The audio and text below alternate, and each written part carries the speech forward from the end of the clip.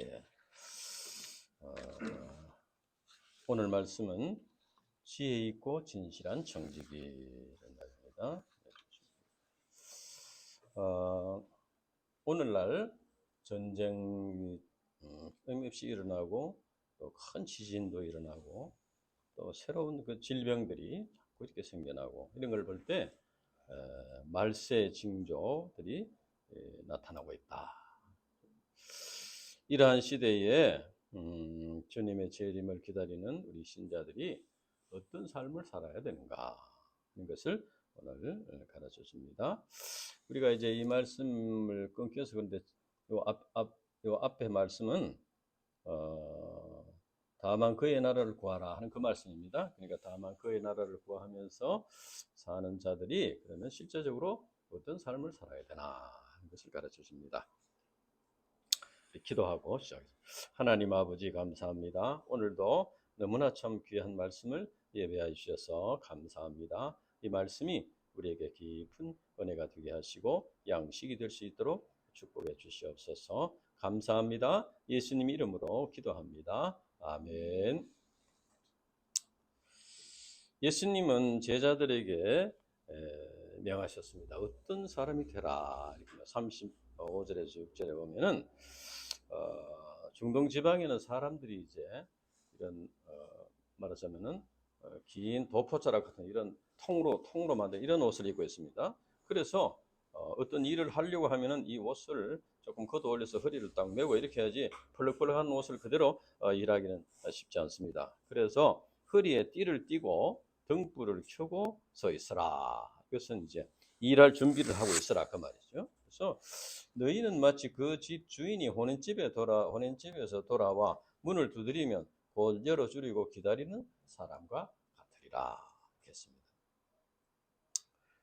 중동 지방에는 또 낮이 덥기 때문에 시원한 밤에 혼인 잔치를 합니다. 신랑이 이제 그 신부 집으로 오는 것도 저녁에 이렇게 오기 때문에 신랑의 신부의 친구들이 이제 등불을 켜고 이렇게 기다리는 그런 말씀도 나옵니다. 그래서 이제 그러다 보니까 잔치가 늦게 끝나는 것이죠. 늦게 끝나니까 그래서 이제 주인이 잔치에 갔다가 늦게 오는데 종들은 그 주인이 기다려야 되는 거죠. 문을 열어주고 있으니까. 그래서 허리에 띠를 띠고 등불을 켜고 주인을 맞을 준비를 하고 기다리고 있어야 된다.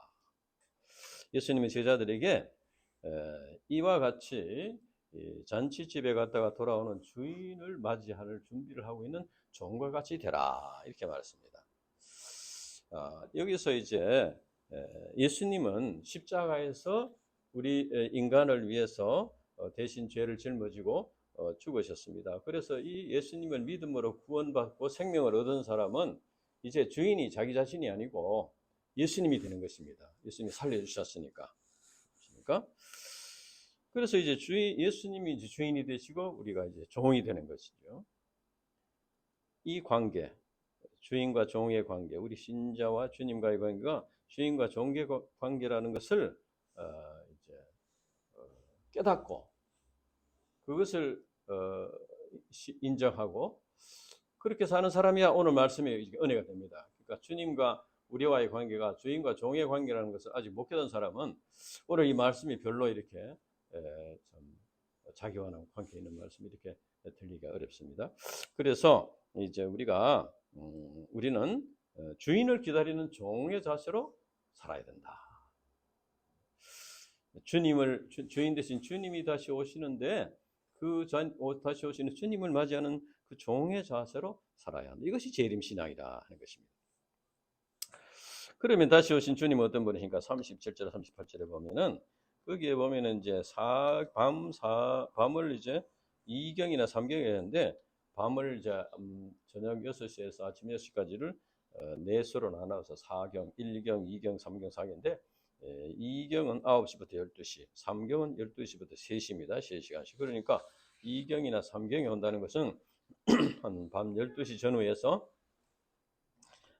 이제 귀가를 한다는 것이죠. 그럴 때 기다리고 있어야 된다.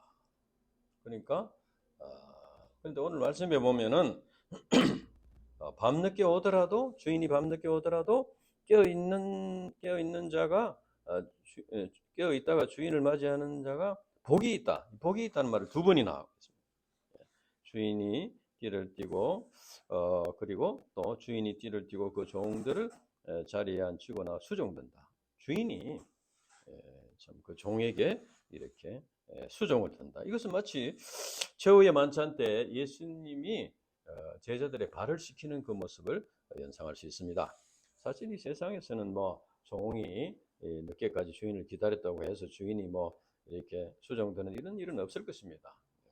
이것을 볼 때 우리 신자들이 깨어 있으면서 기다리라 이렇게 한 것은 주님께서 뭔가 이렇게 뭐 대접을 받고 섬김을 받으려고 하는 것이 아니고 우리 신자들을 축복하기 위해서 그렇게 하라. 우리를 위해서 그렇게 하라는 것입니다.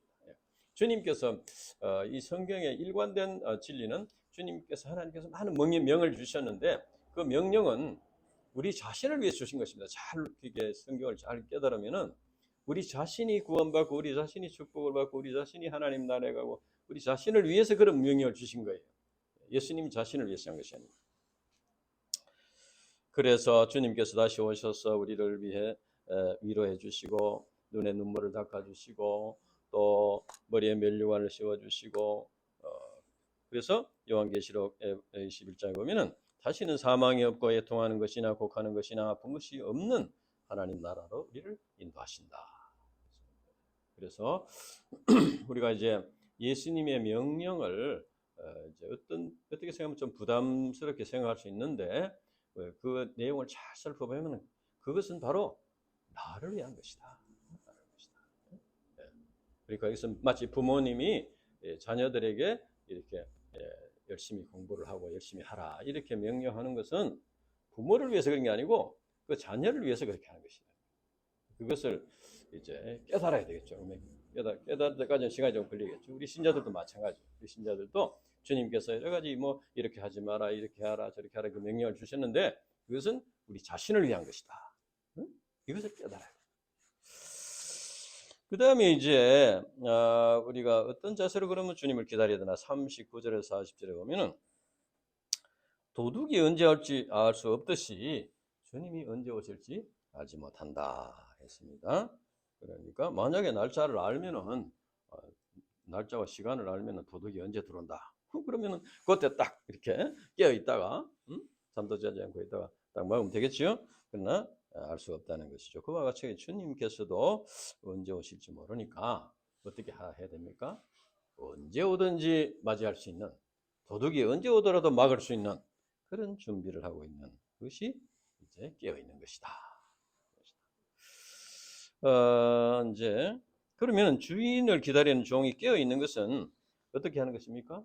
그것은 바로 자기의 신분을 유지하는 겁니다. 자기의 신분을 항상 기억하고 그것을 유지하는 것입니다. 주인과 종의 관계를 잃어버리지 않고 그 신분을 잘 지키는 것입니다.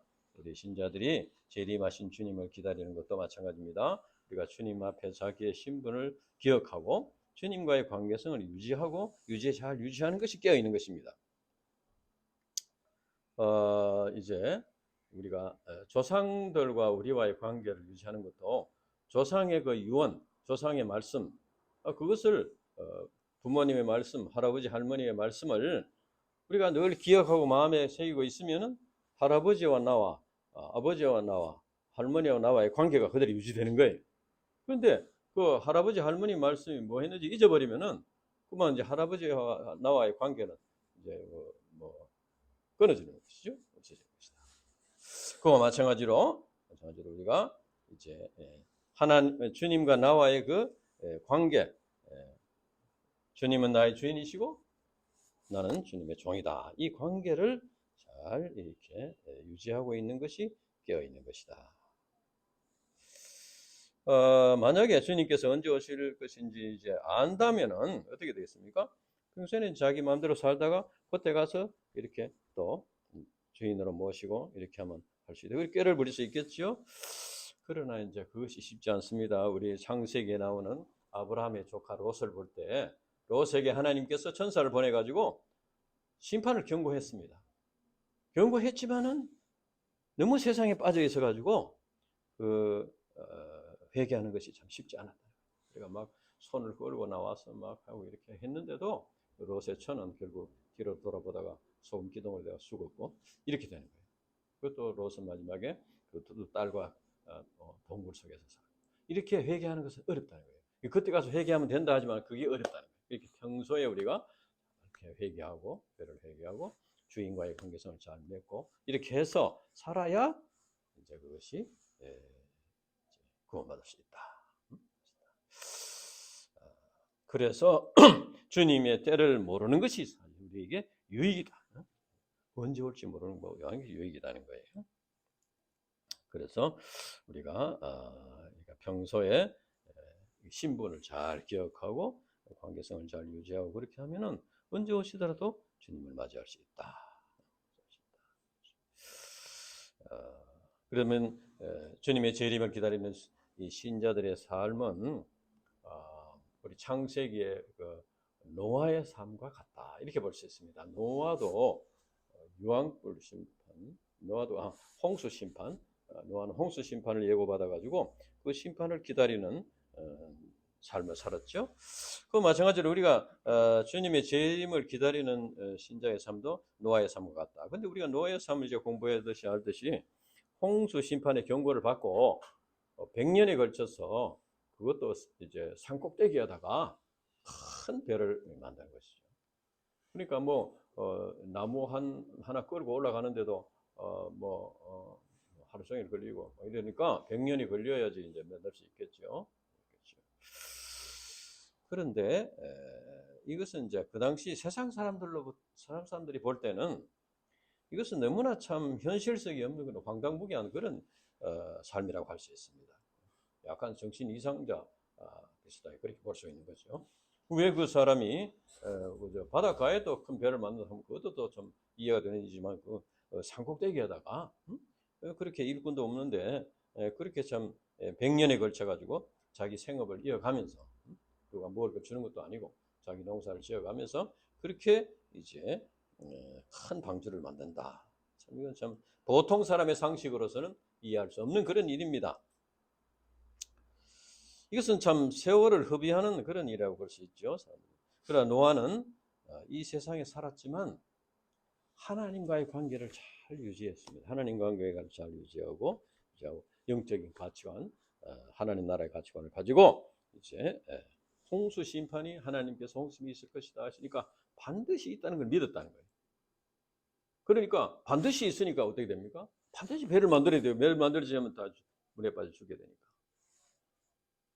우리도 마찬가지입니다. 장차 주님의 재림과 유황불 심판이 있다. 이것은 반드시 있다는 걸 믿어야 됩니다.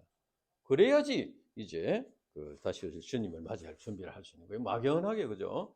그렇게 생각해서는 하기가 어렵겠죠. 그래서 우리는 언제 오실지는 모르지만은 반드시 오시는 주님, 반드시 있을 심판을 생각하면서 주님을 맞이할 준비를 해야 된다. 그러나 이것은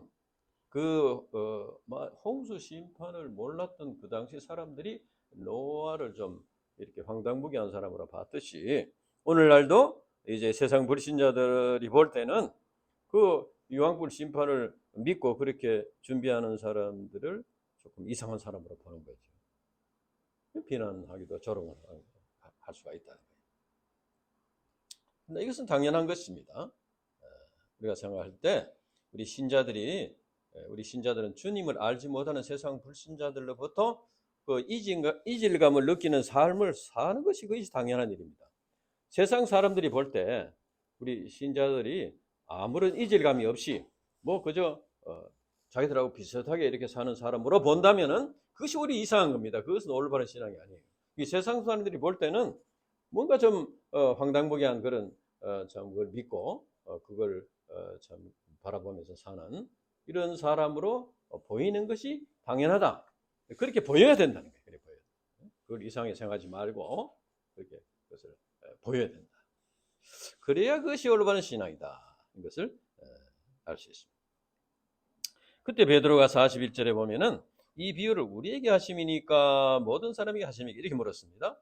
그러니까 이것은 베드로가 자신은 그렇게 주님의 뜻대로 이렇게 잘 살고 있다는 것을 있으니까 뭐 이런 말씀을 뭐 별 필요 없습니다 이런 생각을 했는지 아니면은 그 예수님의 그 말씀이 청지기의 말씀이 이 주님을 기다리는 이 종의 자세에 깨어 이 사람에게 부담이 있는지 그건 알 수 없지만 하여튼 이제 누구에게 하는 것입니까? 우리는 잘하고 있습니다. 뭐 그런 생각을 했는지 모릅니다. 근데 예수님은 그 대상을 얘기하지 않고 비유의 내용을 다시 말씀하십니다. 이제 42절부터 보면은 청지기의 비유를 말씀하십니다. 이것이 청지기의 비유, 청지기가 주님의 재림을 기다리는 삶을 사들이다. 삶을 사는 사들이다. 42절 우리 같이 읽어보겠습니다. 42절 시작. 주께서 이르시되 지혜 있고 진실한 청지기가 되어 주인에게 그 집 종들을 맡아 때를 따라 양식을 나누어 줄 자가 누구냐. 이 공동 번역에 보면 이렇게 되어 있어요. 어떤 주인이 한 관리에게 다른 종들을 다스리며 제때 양식을 공급할 책임을 맡기고 떠났다면 어떻게 하는 사람이 과연 충성스럽고 슬기로운 관리이겠느냐. 이렇게 되어 있습니다. 이 청지기는 이제 주인의 집을 맡아서 관리하는 사람이죠. 종들도 관리하고 재산도 관리하고 이렇게 관리하는 것입니다. 그러니까 아마 이 청지기는 주인에게 그만큼 인정을 받은 사람이겠죠. 근데 예수님은 양식을 나눌 자가 누구냐 이렇게 말씀하신 것은 너희들이 제자들 너희들이 지혜 있고 진실한 청지기가 되어서 종들에게 양식을 나눠 줄 자가 아니냐 너희들이 그런 자가 아니냐 그렇게 하라 그런 말이죠. 예수님께서 비유의 대상이 제자들이라고 아주 명시적으로 말씀하지는 않았습니다. 이것은 12제자만 청지기가 아니고 주님의 그 십자가의 공로로 구원받은 모든 신자들이 다 청지기가 되어서 청지기의 삶을 살아야 된다 하는 것을 말씀하시는 것입니다. 이제 그러면 청지기가 관리해야 될 사람은 누구인가? 주인의 가족들이죠. 주인의 가족들, 주인의 종들, 종들이죠. 그러니까 이제 우리로 말하면은 예수님의 가족들이죠. 예수님의 가족. 예수님의 가족은 누굽니까? 예수님께서 십자가의 피를 흘려서 그 값으로 구원한 양들, 구원한 신자들, 그리고 아직 구원받지는 못했지만 이미 구원하기로 작정하신 그 양들, 그들을 위해서도 예수님께서 십자가에 죽으신 그 양들, 그들이 이제 집안 식구들이다. 그래서 이제 이들에게 예수님의 그 십자가의 공로를 믿음으로 구원받는 진리를 전파하고 그들에게 가르쳐 주어서 이제 구원받도록 이렇게 하는 것이 청지기의 할 일이다. 그리고 이제 그래서 제자들은 딴 것까지 구원의 복음 진리를 전파하다가 대부분 순교를 당했습니다. 오늘날 주님께서는 우리들에게 이제 또 양식을 나누어 주라고 명하십니다. 우리가 양식을 나누어 줘야 될 사람들은 누구냐? 우리가 아직도 믿지 않는 이 불신 가족들, 또 캠퍼스에 구원하기로 작정된 양들입니다. 그러나 참 사단 마귀의 해방으로 인해서 말씀을 이렇게 양식을 나누어주는 게 참 쉽지 않습니다. 그러나 우리는 주님의 종의 신분을 깊이 깨닫고 간절한 소원을 가지고 청지기 사명을 감당하고자 하면은 하나님께서 마음을 예배시켜 주신 양들을 만날 수 있도록 도와주신다.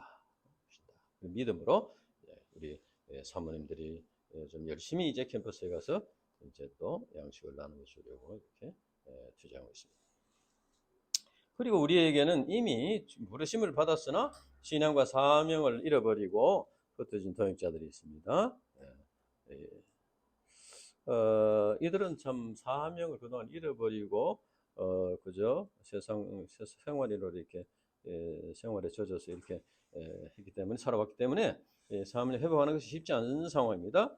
그러나 이제 하나님께서 내가 이렇게 볼 때는 하나님께서 사명을 회복할 수 있도록 많은 사인들을 주셨습니다. 그것을 이제 하나님이 주신 사인이다 이렇게 아직 깨닫지 못하는 그런 있지만은 이제 하나님께서 깨닫도록 도와주시려고 믿습니다. 그래서 우리가 이들에게도 이제 양식을 하나님께서 주신 그 사명, 그것을 회복하도록 돕는 양식을 이렇게 줘야 된다. 그러면 이제 우리가 어떻게 이 정직의 사명을 감당할 수 있나? 첫째는 지혜 있는 정직이가 되어야 됩니다. 정직에게 지혜가 있어야 주인의 집안 사람들을 잘 도와주고 또 재산을 잘 관리하고 있습니다. 정직이가 이제 어떻게 충성 쓰면 있는데 지혜가 부족하면 어떻게 되겠습니까?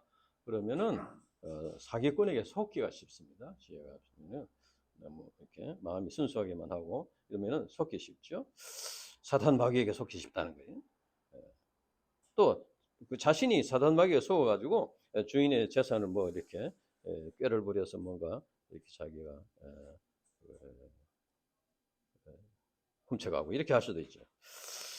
그래서 우리 인간은 이제 그러니까 지혜가 있지 못하면 주인에게 오히려 손해를 끼칠 수 있다.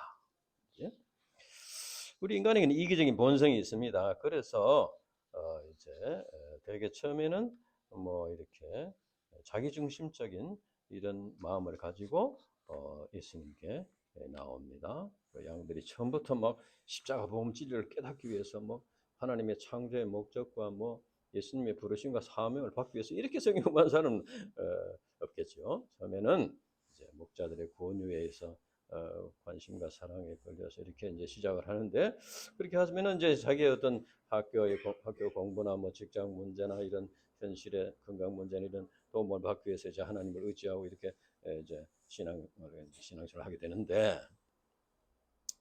이것은 마치 이제 그 예수님 당시에 많은 무리들이 병 고침을 받고 떡을 먹기 위해서 예수님께 온 것과 같습니다. 물론 예수님께서 그들에게 이제 얼마간의 떡을 주시고 병자도 고치시고 하셨습니다. 그래서 나중에 이 사람들이 예수님을 왕으로 옹립을 하려고 했습니다. 예수님이 왕이 되시면 뭐 그 왕국에 들어가면 뭐 먹고 사는 거는 뭐 별 걱정이 없겠다 이렇게 생각했죠.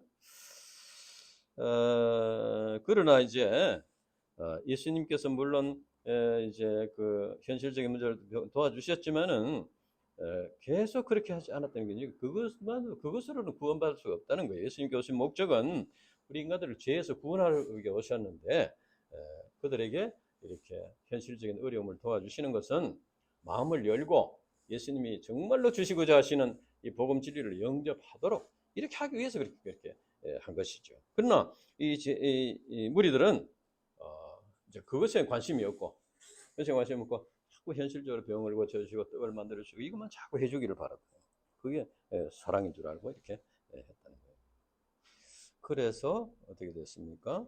그래서 나중에 이제 아이고 이 말씀 예수님은 이제 그 다음 날은 오병이어로 5천명을 먹이시고 그 다음 날은 떡을 안 만들어줬어요. 그 다음 날도 뭔가 언제 떡을 주실란가 기다리고 기다리는데 하루 종일 기다려도 안 주니까 마지막에는 이 참 말씀 어렵다 하고 떠나갔죠. 그러니까 예수님을 그들이 떠나가는 것을 그냥 두셨습니다.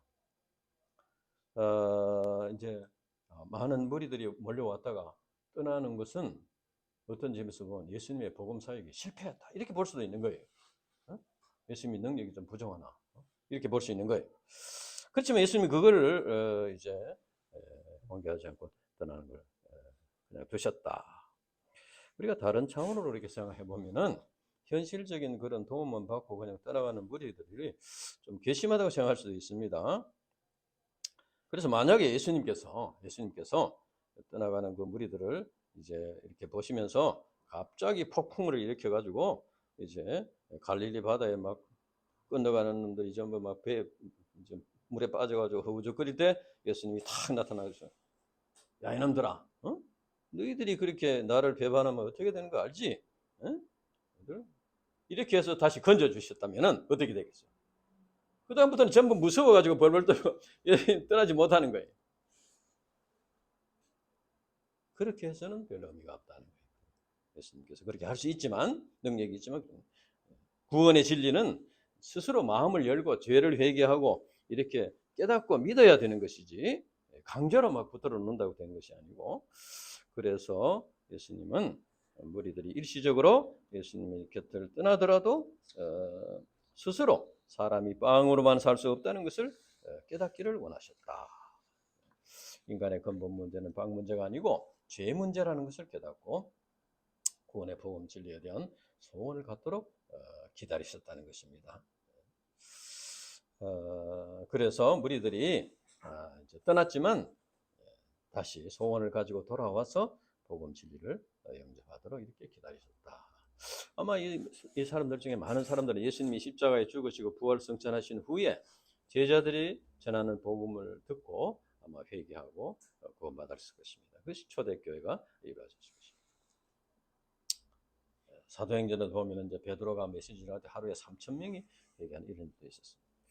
이 상에서 우리는 제자의 삶을 사는 참된 지혜를 배울 수 있습니다. 그것은 우리가 예수님의 양들을 맡은 청지기로서 그들의 영혼이 구원받고 주님의 부르심을 영접하고 제자의 삶을 살도록 이렇게 돕는 것이 이것이 참된 제자의 삶이고 청지기의 삶이다. 그래서 이제 합당한 말씀, 때를 따라서 양식을 나눠 줘야 되는 거예요.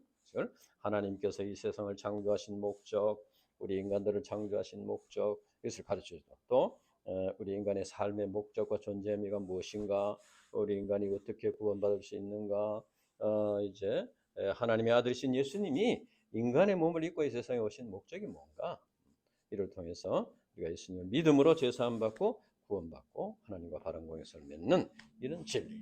그렇게 해서 우리 인간의 삶은 이제 영원한 하나님 나라의 소망을 두고 살아야 된다. 그래서 이것을 이제 때를 따라서 이것을 가르쳐주고 깨닫도록 이렇게 해야 한다는 것입니다.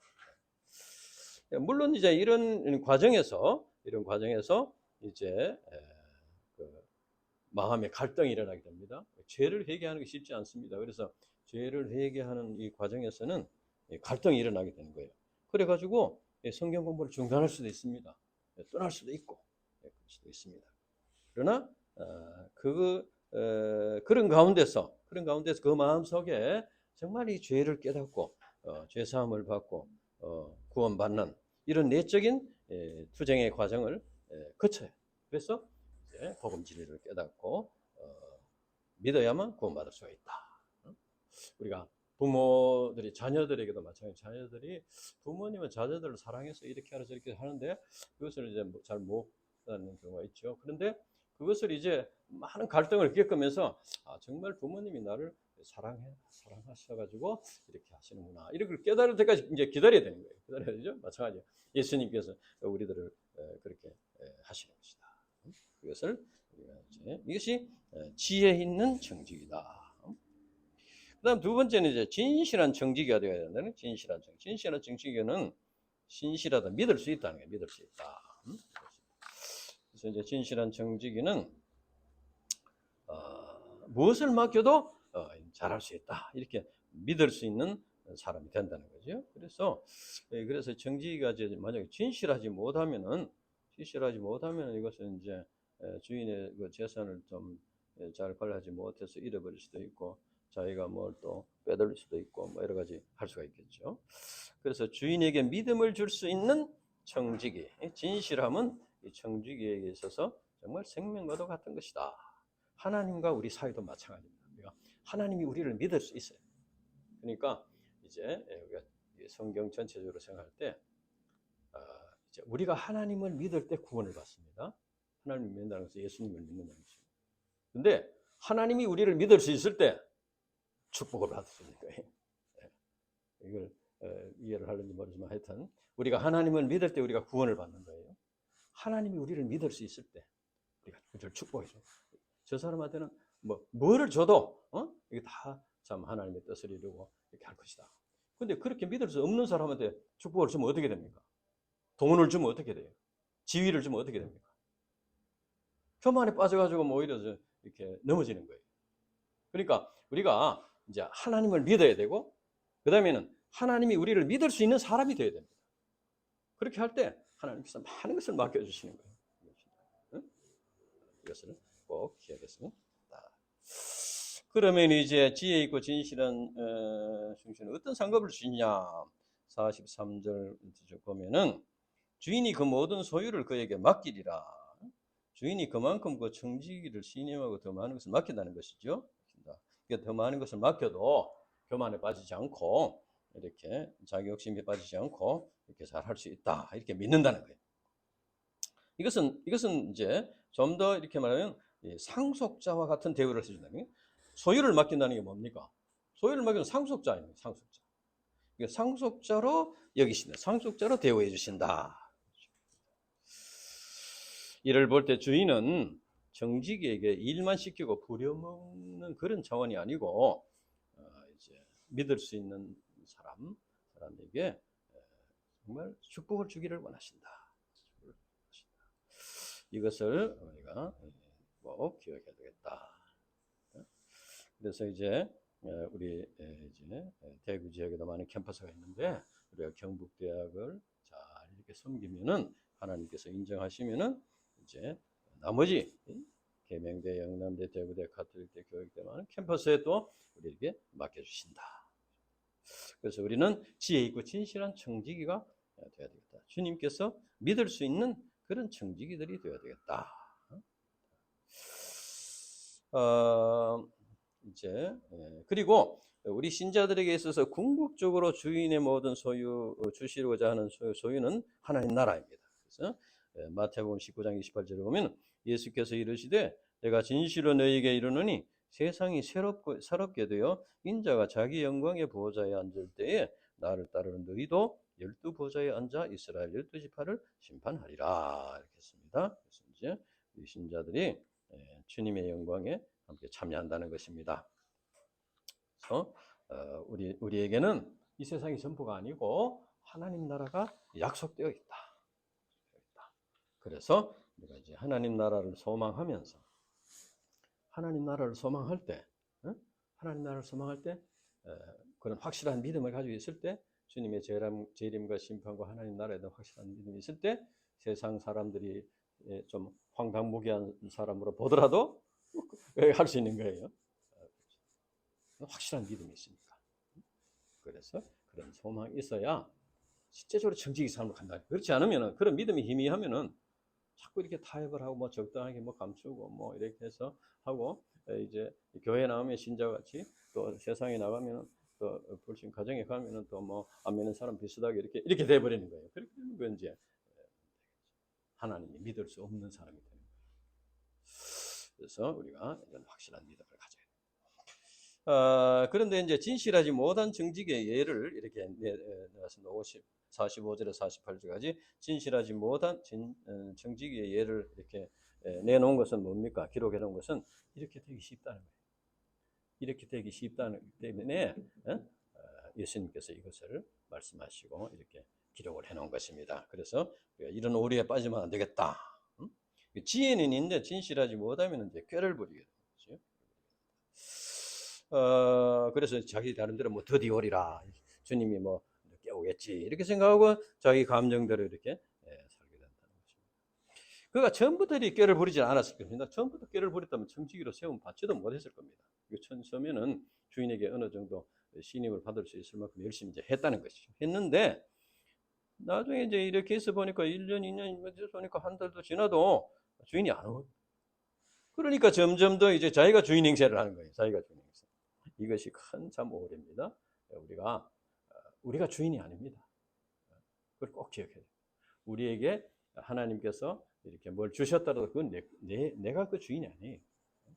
하나님께서 자식을 주시고 재물을 주시고 세상 명예를 주시고 집도 주시고 주시면은 그것이 내가 주인이 아니다. 주님의 것이다.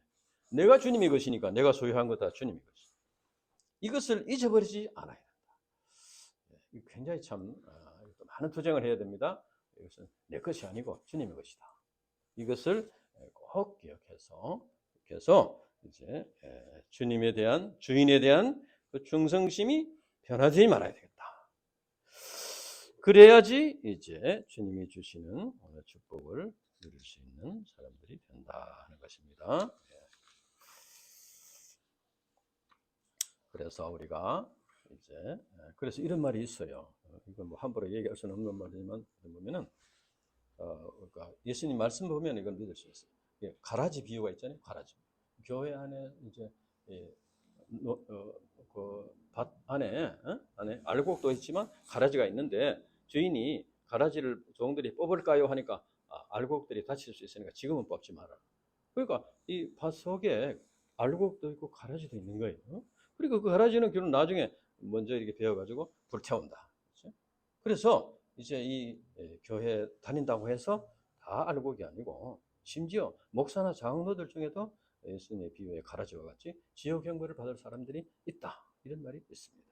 그래서 우리가 어떤 직분을 맡느냐, 뭐 얼마나 오래 신앙생활 이런 게 중요한 것이 아니고 어떤 신자가 되느냐, 어떤 믿음이 어떤 청지기가 되느냐, 이것이 중요하다. 우리 신자들이 공동체를 이루어서 신앙생활을 하기 때문에 보이는 사람 앞에서 하기 쉽습니다. 근데 사람은 눈은 한계가 있어요. 다 모릅니다.